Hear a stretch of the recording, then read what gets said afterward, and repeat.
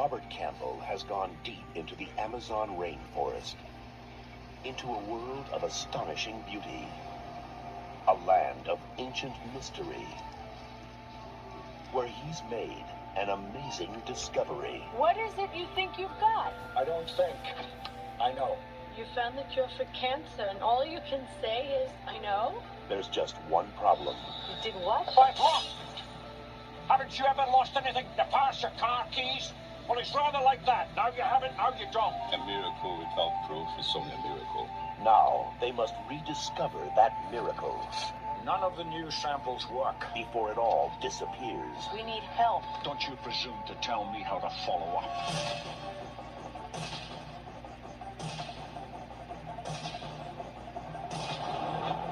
Now you move your road through here, and we've lost it.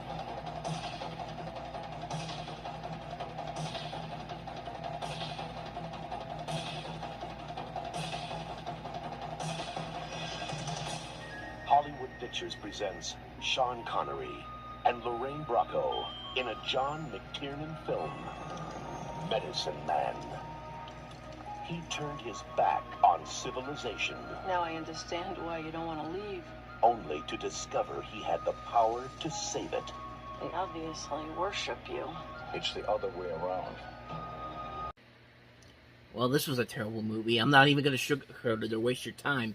This is a terrible movie. I mean, for Sean Connery, he's just kind of sleepwalking through this entire movie, and this is his baby. He's one of the executive producers on this movie, as well as the star of the film.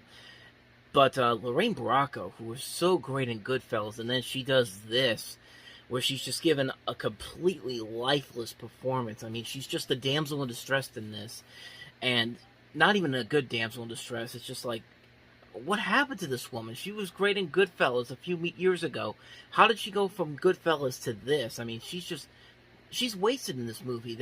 And the whole concept here is just, it's ridiculously stupid. I mean, the marketing can't even tell what kind of a movie it wants to be. It's trying to sell itself as an action-adventure film because, well, this is John McTiernan, the same guy that did Die Hard and The Hunt for Red October, two far superior action films. But it's not like that. It's like it's more of a dramatic film, but advertising's not going to tell you that because, man, that advertising for this movie was just, honestly, it's a perfect representation of the movie itself. It's a bad movie. It's a bad movie that's trying to be kind of a jungle epic, trying to be this serious storyline, but also trying to inflict a little bit of Romancing the Stone in there, which I guess this is one of the first many Romancing the Stone knockoffs they tried to do, and like I said, it failed miserably, but it was a hit at the box office, apparently, just like with The Hand That Rocks the Cradle. People were stupid enough to go see it because, hey, it's got James Bond in it, so why not go see it? But the movie is just bad. It's a bad movie all around. It's a really lackluster film, to say the least, so yeah, that's Medicine Man. Definitely one of the worst movies of the year, easily, so, let's see if the next movie's any better. We have Richard Gere, Kim Basinger, and Uma Thurman in Final Analysis. I had the dream again. I've been treating this attractive, seductive young woman. One sister was a perfect puzzle, Everything goes up in flames. waiting to be solved. I just can't seem to get off your couch, can I, Dr. Barr? You've got an older sister who just happens to be married. Do it. The other sister was a perfect lover, Do you think you can help us? waiting to be seduced. You didn't sleep with her. There were 1,000 reasons he shouldn't get involved, It doesn't feel right. Do you always try to talk yourself out of what you want? but he did. I'd stop seeing the girl like. I don't know if I can.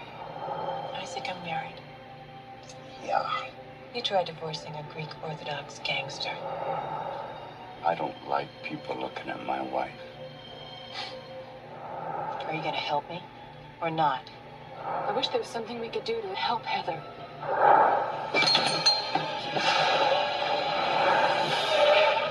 Anyone see you? I don't think so. Detective? You think it was me? Now you and me, what would you think? Why did you do it? This is crazy. What did you tell him? I didn't tell him anything.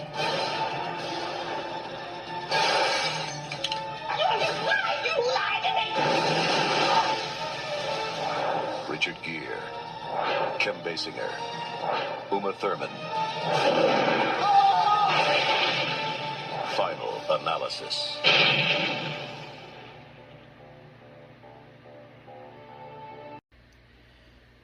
Yeah, what was their plan again? Like, did any of the plan they had in this movie make any sense whatsoever? Because I certainly couldn't tell you, but, yeah, this is another one of those movies where it thinks it's smarter than what it turns out to be, and it's anything but smart. I mean, it's really lazy when you really look at it, and I guess people like it because it does kind of feel like an Alfred Hitchcock movie, specifically Vertigo, but, yeah, this movie just wasn't good. This is a waste of some really talented people on a script that really is struggling to find a common ground to what they want to do here. Kind of like with Medicine Man. They got the talent there. There's just nothing there to really cement this as something that needed to be made. I mean, when you have to bring in one of the co-creators of the Golden Girls to do uncredited screen rewrites on this, you know you messed up big time. And for Richard Gere, this was a string of some really bad movies after he did Pretty Woman, which kind of rejuvenated his career, and then he just keeps making these really lackluster films one after another, and yeah, it just didn't work. It's a movie that's really, really, really not all that good. So that's all I got for you on this one. So let's go ahead and move on to the last movie here. And at least we're going to end this on a much better note because we have Denzel Washington starring in Mississippi Masala. It's a long way from India to Mississippi. I'm mixed masala. Hot and spicy. Academy Award winner Denzel Washington. I ain't no saint. Just looking at him make me break into a sweat. Sweat all over the chicken. You know what they say to me? Your brother thought he got himself a white chick. I love him. What about his family? You think I ain't good enough for your daughter, is that it? I never thought I would fall in love with you. Mississippi Masala, rated R. I mean, honestly, this is kind of a more positive version of Jungle Fever, except this one doesn't have the really harsh, dramatic ending that movie does. But Jungle Fever worked out really good for that case. But with this movie, it works out really well. It's a nice story. It's a nicely made film. I mean, Denzel Washington and the woman in this movie, Sarita Choudhury, I think I'm pronouncing it right. Yeah, but they're both really good here in this movie. They really have a nice chemistry that they're working off here. The cast overall here is great. You have Charles S. Dutton in here. Some great performances all around. This is directed by Mira Nair, who would later go on to do such films as Vanity Fair. And like I said, it's a nice film. It's a nice, simple film.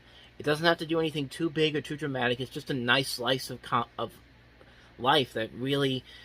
It is kind of like Jungle Fever in that it's a story that could kind of be represented throughout time, because really there are things in here that are very similar to common events that happen right in this modern day and time, but like I said before, it's nicely done. It doesn't feel forced. It's not trying to force anything too bad on you. It's just a nice, solid film. It's a great movie that's really worth watching. It's a very underrated gem, one of Washington's most underrated performances, quite honestly.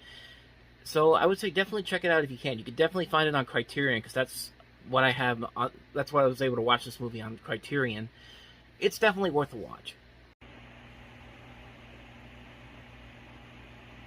Just outside of Chicago, in the basement of this house, broadcast history is about to be made. Extreme close-up. I want you to find out who these guys are and where they do their show. What is Mr. Vanderhoff, this is your audience. It's two chimps on a Davenport in a basement. Here I am with the contract for $5,000. Excuse me? Now they're on their way No way. to fame, Will you still love me when I'm in my carbohydrate sequin jumpsuit? Young girls in white cotton panties, bloated, purple, dead on a toilet face? to fortune. Contractor, no. I will not bow to any sponsor. And to babe heaven. What do you do every time you see this one incredible woman? You think you're gonna hurl? I say hurl. If you blow chunks and she comes back, she's yours. If you spew and she bolts, it was never meant to be. Okay. It's Wade. This is definitely the type of place I'm gonna get when I move out of my parents' house. It's Garth. I love you, God. If she were a president, she'd be Abraham Lincoln. It's a movie. We're not worthy! We're not worthy! Wayne's World. Hi, Wayne. It just might be the greatest motion picture ever made. Are you mental?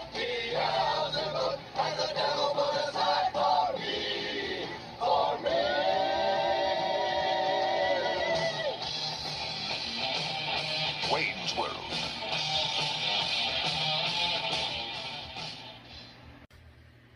Wayne's World is certainly an interesting piece of movie history when you really think about it.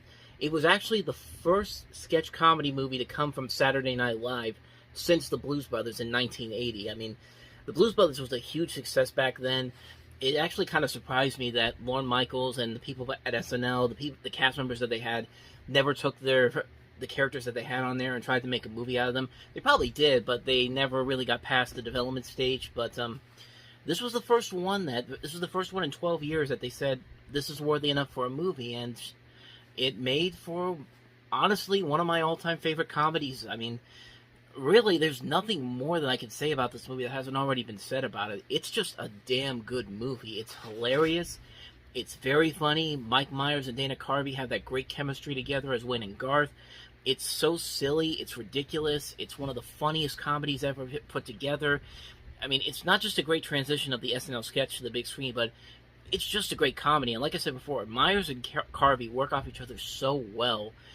And it works because of all the self-referential humor, the awareness that it has of what it is. It's absolutely ridiculous, but it's absolutely hilarious. I mean, the scene where they're talking about sponsorships, and they have all the sponsorships from Pizza Hut, Pepsi, Newprint, all those different Doritos, all those different companies. It's just hilarious. It's brilliant satire, and really a lot of it comes from the writing of both of Mike Myers and also Dana Carvey, and the director Penelope Spears, who would later go on to direct a couple of other good movies such as The Beverly Hillbillies and The Little Rascals. I know she had a falling out with Mike Myers over Wayne's World 2, and that's why she didn't return for that one.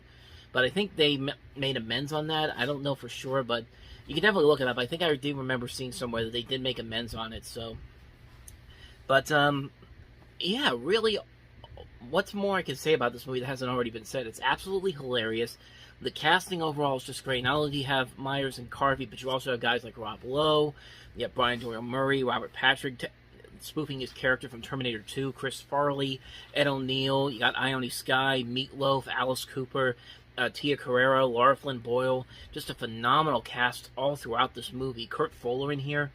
Just a great cast. They all work off each other so well. And it's just very funny stuff. It's really, really funny stuff. It really is one of the funniest movies ever made. It began a streak of SNL sketches coming to the big screen in the 90s, but none of them really ever topped what Wayne's World did. I mean, it's just a great movie all around. I love it so much. You love it too. What more do I have to say? It's friggin' Wayne's World. So, with that said, let's go ahead and move on to the other movie that came out this weekend, which, like I said, was a re-release, and that was Disney's The Great Mouse Detective, or as they called it here, The Adventures of the Great Mouse Detective. From Walt Disney Pictures, it's adventure. We have a moment to lose. It's excitement. Lasso, look out! And it's coming your way. It's The Adventures of the Great Mouse Detective. Smile, everyone. He's Basil of Baker Street. Amazing. And he's teaming up with Toby, Dawson, and little Olivia to take on Ratigan, the world's biggest rat. What did you call me? You're a slimy, contemptible sewer rat. This spring, you're invited to join the fun with Walt Disney's classic, The Adventures of the Great Mouse Detective.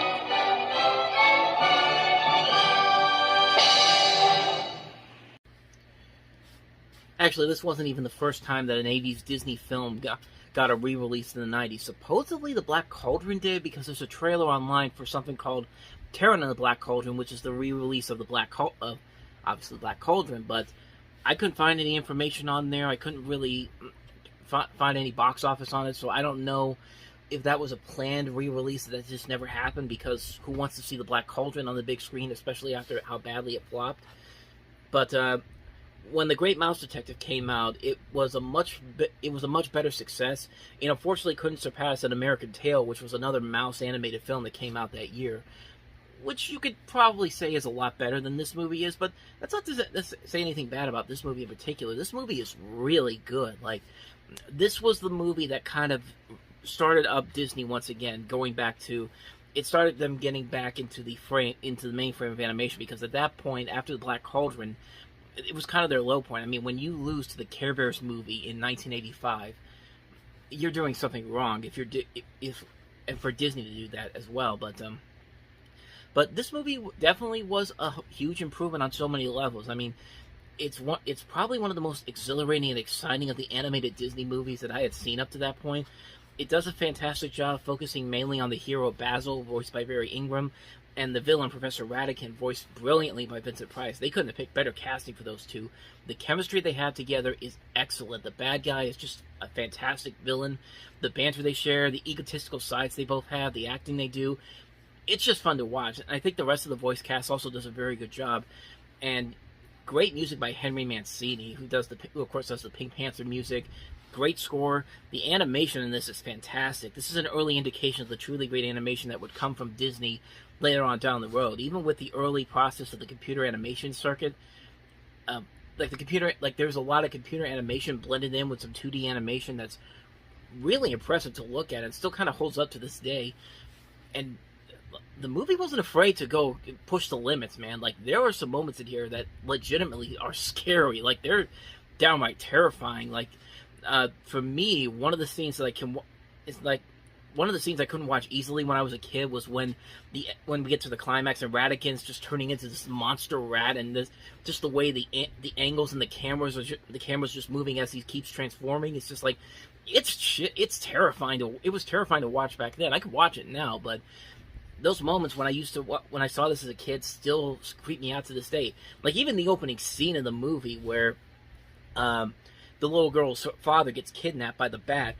It gets really intense. It's just like, yeah, that's right. The 80s G is completely different compared to 2022 G, which is absolutely awesome. I mean, there's nothing wrong with pushing the limits of what you can do and can't do in a kids film. And in the 80s, Disney and Don Bluth were not afraid to stretch those limits, and that's why they made those animated movies are so special to a lot of people. Great Mouse Detective is just a great movie. It still holds up very nicely. Great animation, great voice work, great action, great comedy. A classic Disney favorite that really, I'm glad to see is getting a lot more attention nowadays. And also, keep in mind, this is also directed by Ron Clements and John Musker, who later go on to do The Little Mermaid. So, there you go. That's another reason why you should watch this movie. It's just great Disney film. Can't recommend it enough. The Great Mouse Detective. What's going on? You got a jumper up there. Looks like he's going to do it. This is Leslie Parks for Channel 8 News. We've just arrived downtown at 4th and Main, where a man has gone out onto the ledge of a building, apparently despondent about his mother, and remains there still. Hey, kid. Hey, you don't tell me what to do, though. You stay right there. I'm doing it. I'm going to do it. No. I'm doing it. I'm doing it. You stay away from me. You young man. Oh, no. Look, I know I'm not your mother, but I am a mother, and I was just thinking you could talk to me if that's all right. This is serious up here. Yeah, hey, let it talk. What do you want? I just want you to know that young man next to you is my son. Mom, stay out of this, okay? And God knows, he and I have had our difficulties over the years. You see, he was very small for his age, and I made him this adorable little wig and a beautiful little dress. You had to wear a wig and a pretty little dress? Is he adorable? I thought I had things bad. Not close. Mom! Stop. Oh, please, you don't have anything I haven't seen before. Mom, would you turn around, please? Or my mom Both of you? will shoot. Your mom witnessed a murder. Witnessed a murder. Get it! We're gonna nail those turkeys. Oh, come on, Gwen. She's supposed to go back Monday. Watch out! Look, you can already see he's going to have very nice equipment. Would you like me to drive? No! It's going to He's so clean and shiny. He's going to have the cleanest gun at the precinct. I'd say she loves you, Joe. No, my son's is much bigger. Sylvester Stallone. Put a machine gun off the back of a van? And Estelle Getty. I wanted it to be a surprise. It is! Stop. I'm on mobile, shoot!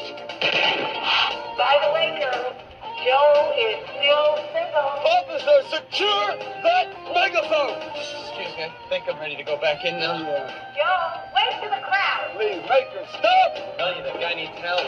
Got a jump up there, looks like he's gonna do it. He's a very nice boy, a little... Okay, that trailer alone should pretty much tell you that they knew that this was a bad movie. I mean, you usually say for a trailer you usually use your best material that you have. If that's the best material that they had in that movie, you knew right off the bat this was going to be a disaster. I mean, let's start with how this movie came to be. Sylvester Stallone agreed to this because there was a rumbling that Arnold Schwarzenegger was going to star in it. And later on down the road, it was revealed that Schwarzenegger confirmed the rumor, but he knew the script was really bad and had publicly faked interest in starring in it for producers to lure Sylvester Stallone. And it's important to note that both Schwarzenegger and Stallone had a rivalry going on for like 20 years between the 1970s when their career started to the 1990s when their career started to fade away. And this was the result of that. And as you know now, their rivalry has since been reconciled, and these two have worked off each other in the past. But yeah, that's pretty hilarious of Schwarzenegger to do that to Stallone, and Stallone actually buying into it. I mean, he had to have looked at the script. Stallone had to have looked at the script and said, Schwarzenegger really wanted to do this. I mean, don't get me wrong. I mean, Stallone wasn't really that desperate for parts at that point, but this was just one of those things where I really think he just took it because he knew that Schwarzenegger was going to take it. But in the reality, Schwarzenegger wanted nothing to do with it. And just said, "Hey, Stallone, take it." I think he did the same thing to Dwayne Johnson when he did The Tooth Fairy. I think that was another movie that Schwarzenegger was intended to star in, and then he threw that script away. And I guess Dwayne Johnson was brought in to do that movie later on down the road. But yeah, the movie itself is really bad. Like this is the comedy that I think a lot of people looked at Oscar and thought it was going to be like. But Oscar was a much funnier movie, a much more clever movie with Stallone in it. And this is just garbage. This is just garbage on all sorts of levels. Like the comedy is bad, the writing is terrible. They waste the great Alan Silvestri on a bad score.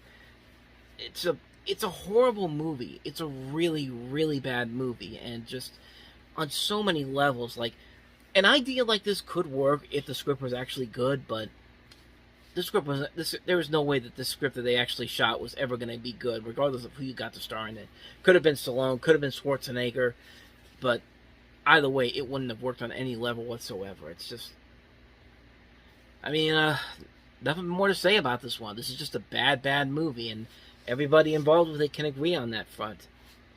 So, yeah, let's stop on My Mom Will Shoot. Now, let's get on ahead to the next movie that we have here, and that is Richard Donner's directorial effort, Radio Flyer.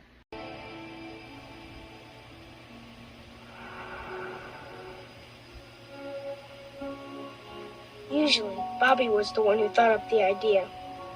But this time, it was my turn. I'm 2 years older than him anyway. The big idea, we called it.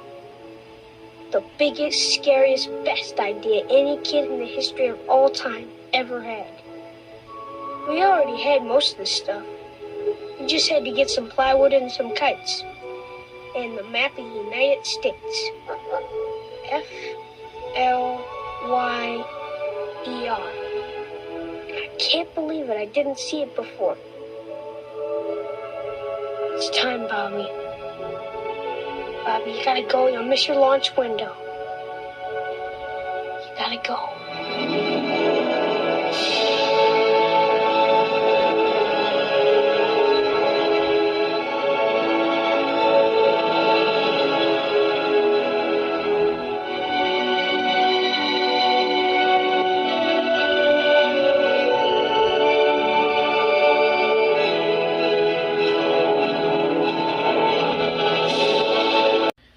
yes, play the whimsical music over this movie that's an allegory for child abuse, because holy crap, this movie is way darker than this movie lets on in those trailers. Like, the trailers make it look like this sweet, wholesome coming-of-age story about childhood, and all is about this old guy looking back on his life as a kid, when it's clearly showing that this movie is using escapism fantasy as an excuse for to get away from child abuse. But I just can't get around that somebody actually thought that this was actually going to work as a movie. And this has been a movie that's been around for a couple of years. It actually went through various different studios, like Warner Brothers and Columbia Pictures had it at once. They had a different director at one point, David Mickey Evans, who you may know later on he would do The Sandlot, which would be a much more successful film. In fact, when the movie started, they had an entirely different cast. They had Rosanna Arquette as the mother, Tomas Arana as Jack, and Luke Edwards and James Badge Dale as the children. And they had like a budget of like $17 to $18 million, but they wanted to, the director wanted to cut expensive effect sequences. But then the dailies were gone. 10 days of filming had been completely lost. $5 million was lost on that 5 days alone. And Evans was eventually fired. Richard Donner came in to direct. And, well, not only that, the movie also, they had to recast the entire movie. They had to get rid of all these people that they had. And so they had people like Lorraine Bracco come in, which I love Lorraine Bracco. This is the third day in a row that we've talked about a bad movie with Lorraine Bracco involved. We talked about her in Medicine Man a couple days ago.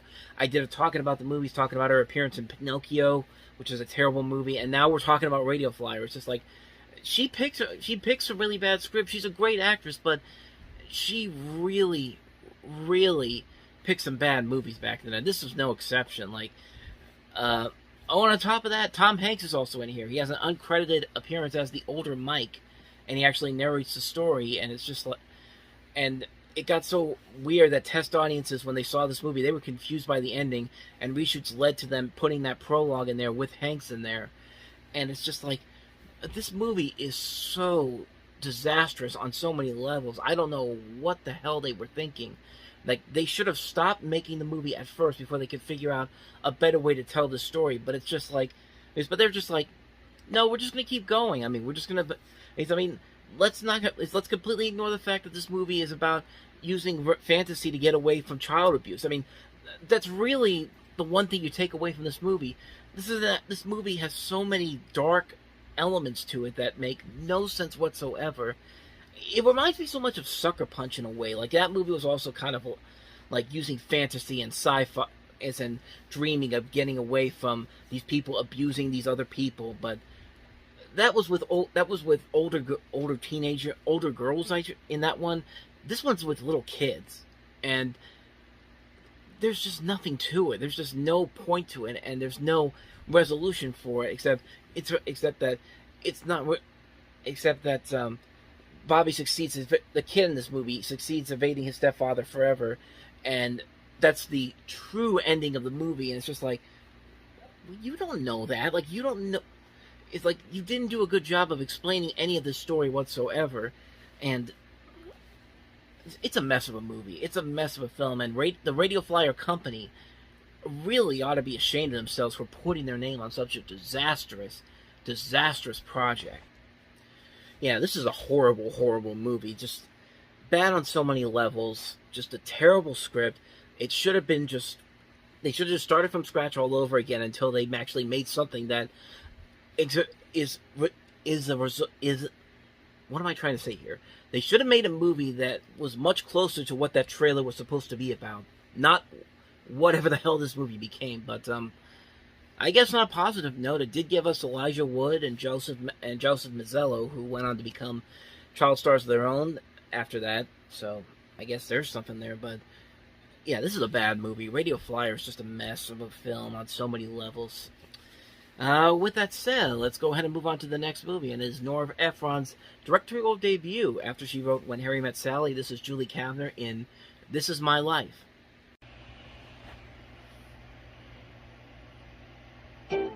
What's your name? men really want in a woman? The number one response? Yeah. Long eyelashes. Shallow talk. All her life, Dottie Ingalls wanted to be on stage. Let us welcome her now, Dottie Ingalls! Yay! Any stage. Joanne, are you married? Oh, dear, single but with married skin. We all know what married skin is, don't we? Don't worry. Thanks for coming in. Is he going to be your agent? Someday he's going to beg to be my agent. Hello? Until the day she got the break. I have an agent. We're all very happy for you. That changed her life. Who's your agent? Arnold Moss. Arnold Moss? He eats paper. Please welcome Dottie Ingalls! He's going to be even better in L.A. Arnold Moss. Now, comics are cleaning her house. Hand over your purse. Stand-ups are babysitting. Even babies are babysitting. I wanted to stay out here a little longer than I was going to. And she's about to discover the only thing tougher than being a star Do you like this? People just come up to you and don't even knock? is being a mother. Why can't Mom be a regular mom? Mom was never a regular mom. You give kids a choice. Your mother in the next room on the verge of suicide versus your mother in Hawaii in ecstasy. They choose suicide in the next room. I'll be back in 20 years. Think of it as an adventure, girls. Don't I ever get a turn? Isn't it ever okay for me to have a life? I hate you. We're going to work this out. How? I have no idea. 20th Century Fox presents the directorial debut of Nora Ephron, the writer of When Harry Met Sally. Opal, Erica, if you're watching, it's time to go to bed now.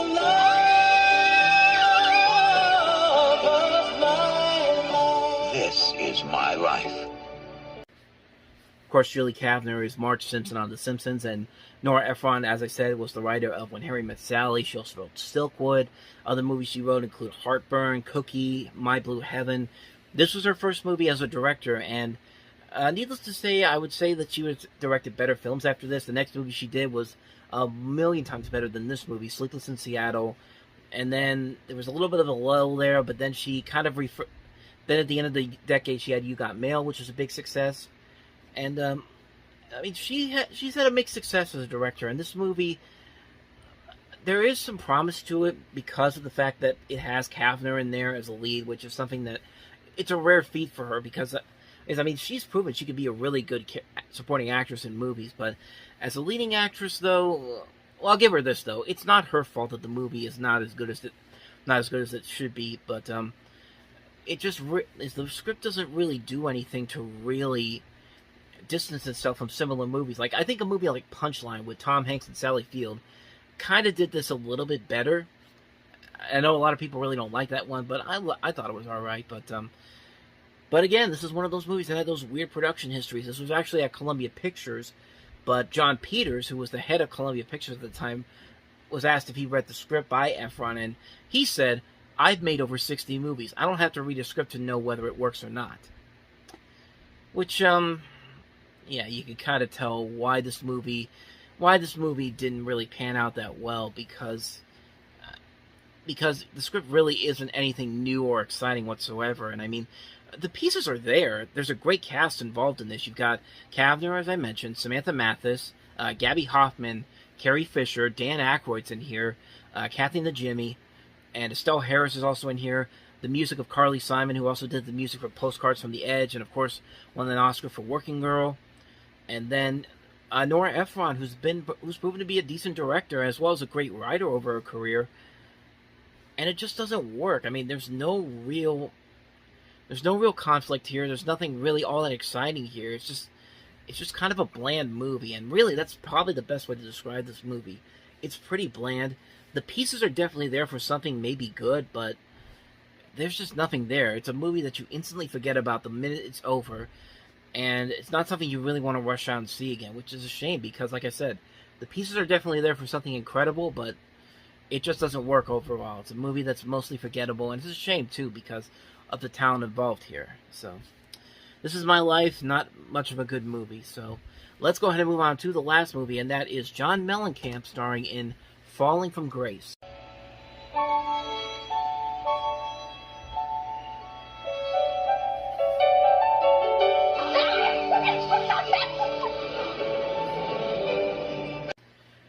So John Mellencamp makes his directorial debut and acting debut in this movie.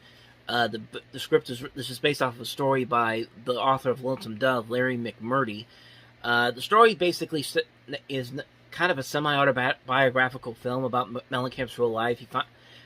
It finds him as a country music singer whose meanderings and philandering have thrown his life into turmoil. He returns home to Indiana to basically have a normal life.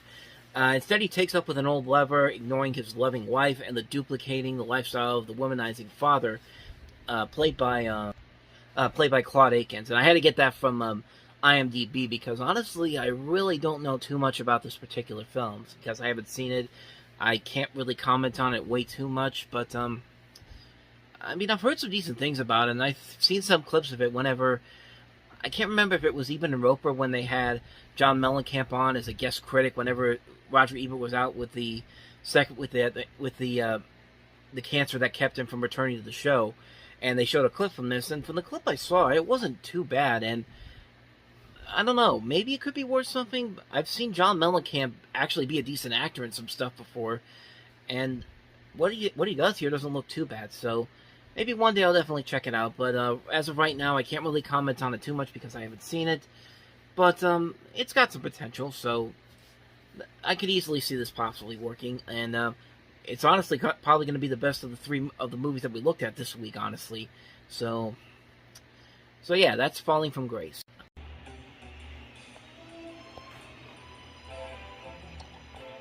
It all started on a Tuesday in March.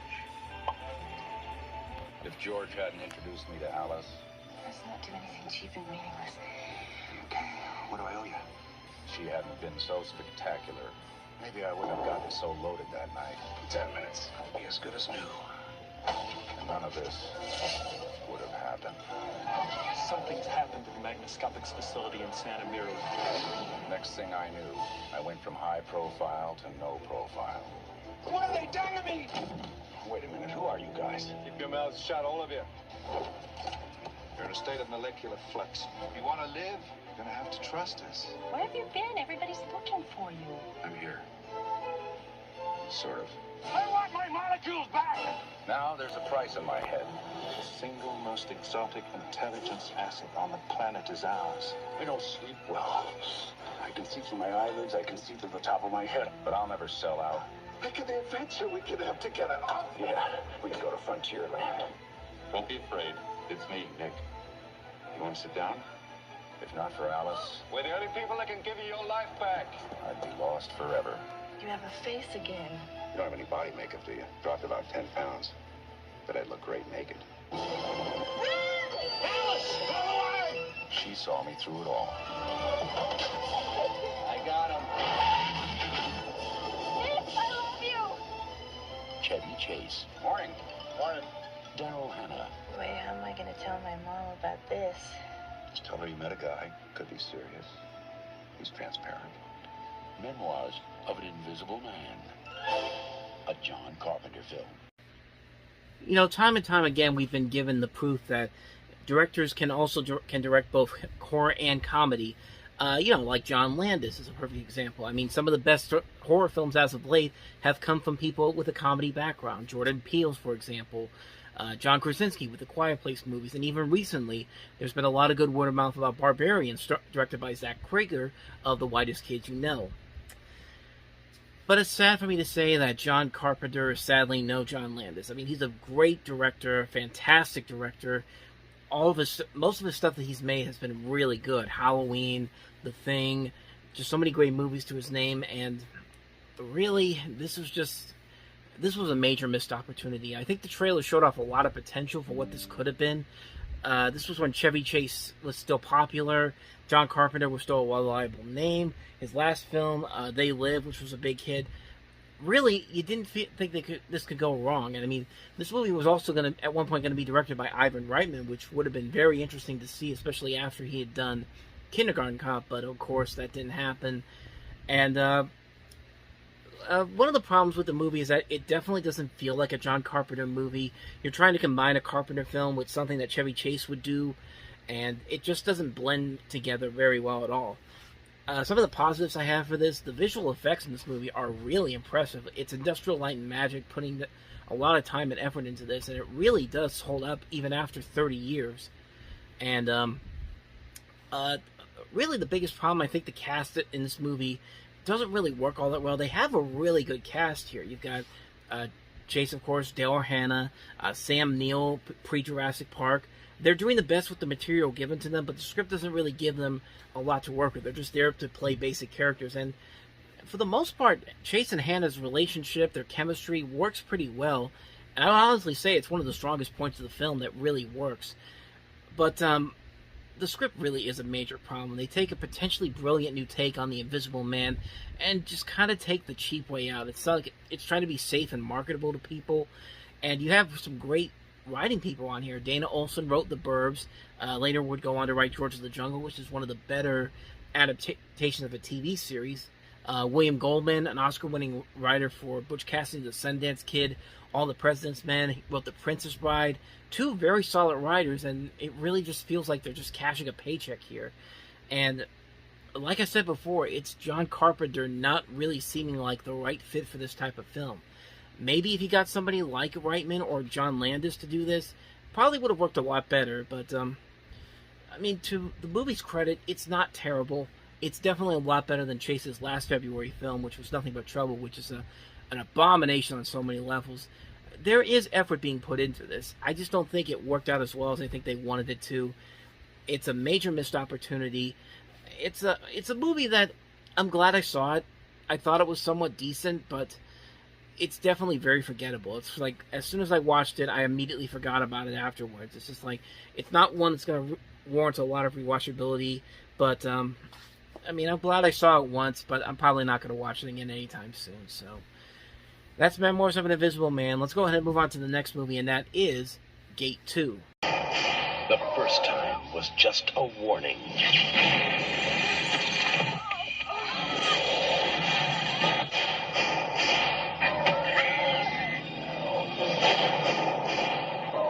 Gate 2.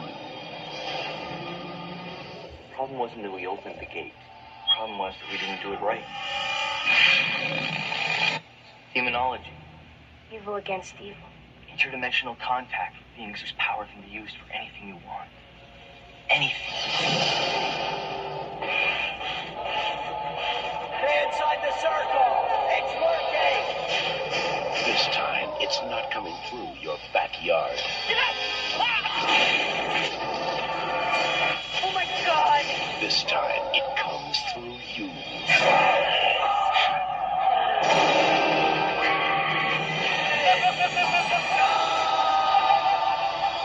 Gate 2. Never saw this movie before, never saw the first Gate, but the first Gate had an interesting idea to it, but just from the trailer that I saw, but Gate 2 just really looks like they're just rehashing the same plot as the first movie, and, I mean, it's got Bobby Hill in it, Pam Segal, of course, nowadays she's Pam Adlon, who has also been great on Better Things. She's done a lot of great voice work ever since this movie. She's in it. That's pretty much all I got for you on this one, because I really know nothing else about it, and I haven't seen it, so I can't really comment on it. So, with that said, let's go ahead and move on to the next movie, and that is Armand Assante and Antonio Banderas starring in The Mambo King. You write the music, you let me worry about the business, and we're all gonna get rich and happy and famous here in America. In 1952, the Castillo brothers came to America. I love this country! With a suitcase full of songs and a head full of dreams. Just surf the boat and you think you're gonna land a gig in a downtown club. There is more to life than just playing mambo. Well, there is. But as the music played, You ought to kiss me on stage. I know that, Frank.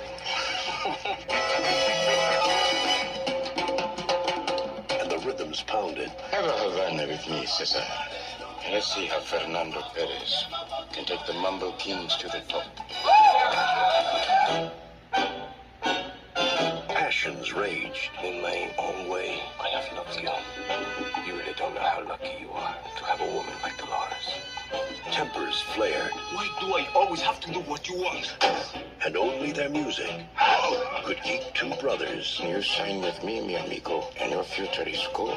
From falling apart. Please, don't break his heart. Nobody owns the Castillo brothers. Be careful, Nestor.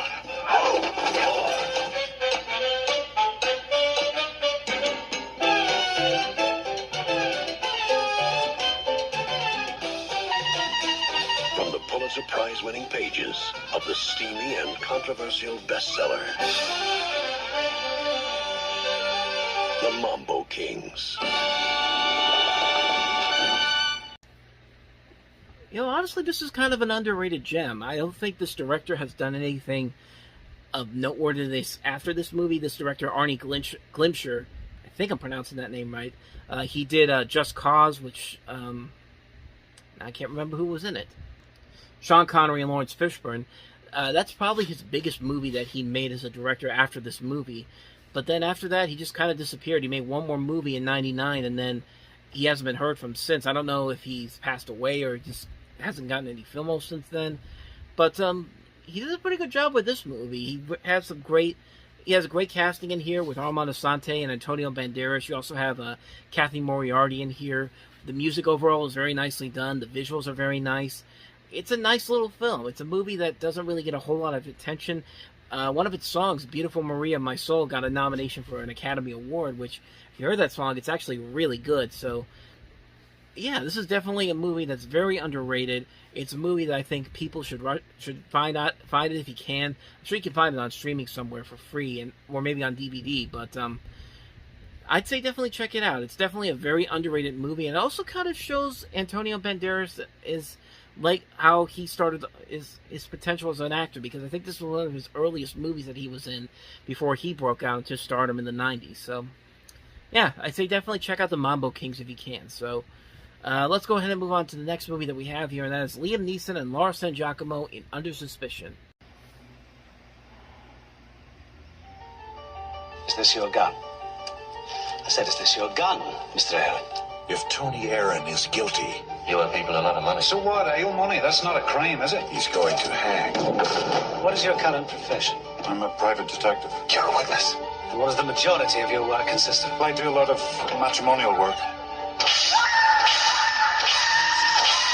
Behind the crime Keep the guests in their rooms. Just make sure nobody leaves. was a scandal. You think I killed my wife, and then I killed a complete stranger as well? Does that make sense? His real name was Carlos Stasia, famous painter. He changes his will so that she gets everything, and that same day he's murdered. Was she his mistress? Behind the scandal What are you doing here? Same as you? was a mystery no one could solve. Somebody's certainly up here, Frank. This is enough to convict us. Angeline, she did it. Everyone had a motive. I think his wife killed them. I'll pay you. I'm doing my investigations, not yours. Everyone had a secret. I can't go to prison. I can't go to prison. Everyone is under suspicion. Angeline! I warned you, didn't I? Keep out of this. Do you think people know what they're doing? No! Or do you think we're driven by things we can't control? We're nothing, you and me. You're in it together, aren't you? Search the house again. You have to trust each other. Did you see who it was? I know exactly who it was. She's a liar! She's making it up! Liam Neeson. People are capable of anything. Laura San Giacomo. Things just got out of hand. Under suspicion. I guess this is the title they use all the time, because when I tried to look for this trailer online, I thought I had it, but it turns out I had a trailer for the 1999 movie Under Suspicion, which had Morgan Freeman, Gene Hackman. It was directed by the guy who did Blown Away, which we'll get to in '94. But no, this movie is just pretty much a different story. This is basically just, it's an erotic thriller. That's pretty much what this is. The trailer doesn't really show, but looking it up online, it's just another erotic thriller, and really not one that doesn't seem like it's all that memorable. And Haven't seen it. Can't really comment on it too much, but yeah. That's pretty much all I got for you. I'm sorry, I can't really go into most of these movies I haven't seen. I don't know what you want me to do, but let's go ahead and move on to the last movie here, if I can get the title here, and that is Where Angels Fear to Tread. Room with a View and Howard Zinn. Enjoy yourself, Lilia. God bless you. Where Angels Fear to Tread. This is essentially a Merchant Ivory movie, but it's not made by the Merchant Ivory people. It's based off of a story by a book by Ian Foster. It's got Helen Bonham Carter in it, and Judy Davis, and Helen Mirren. Again, that's pretty much all I got for you, because I haven't seen this movie. I can't really comment on it too much, but it's, like I said, it's written by the same person that also gave us A Room with a View, and then Howard Zinn later in the year. That's it. That's again, I'm sorry I'm not giving you too much here, but yeah, that's really all I can give you. It doesn't look too bad, though. I mean, it's just not my type of thing, so that's it. That's all I got for you on Where Angels Fear to Tread.